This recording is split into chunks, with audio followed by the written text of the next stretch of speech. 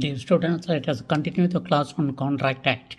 We have already seen that a set of promises forming consideration for each other or reciprocal promises is an agreement. An agreement plus enforceability is a contract. Now the question is, what is enforceability? Enforceable means possible to make people obey or possible to make happen or be accepted or required by law to be accepted compulsorily or statutorily. For example, we normally say fundamental rights are enforceable in a court of law.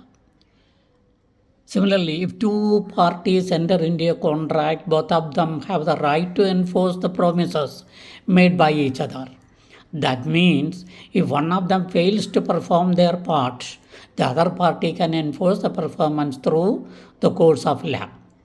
Now, we have seen that an accepted proposal becomes a promise. If there is no acceptance, there is no contract at all.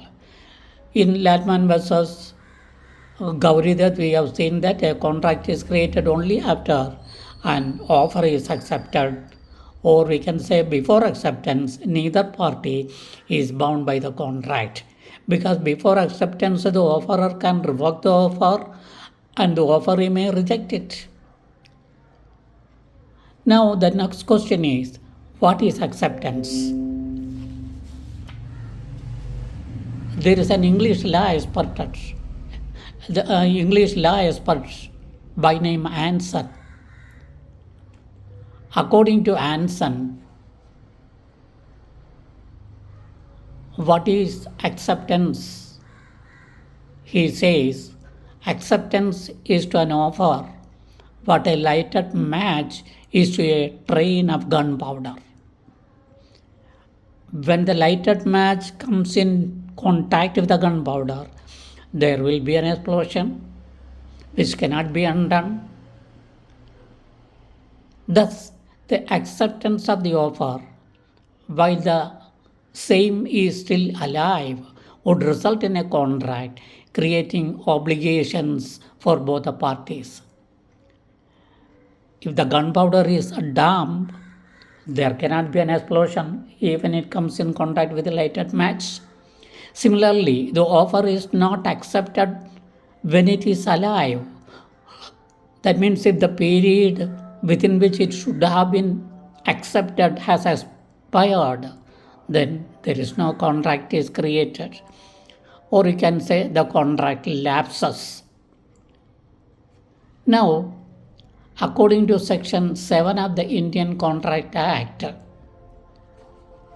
in order to convert a proposal into a promise, acceptance must be absolute and unqualified and be expressed in some usual and reasonable manner, unless the proposal prescribes the manner in which it has to be accepted. The proposal is not accepted in the prescribed manner, the offerer may insist that it should be accepted in the manner prescribed.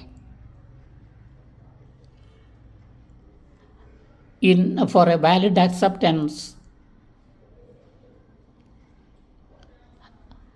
it should have the following important elements. Number one, it should be communicated to the offeree. That means the acceptance is done by the offeree and the same should be communicated to the person who has made the offer or the offerer. It should be absolute and unqualified. Absolute in the sense that it should have all the valid elements of a proper contract.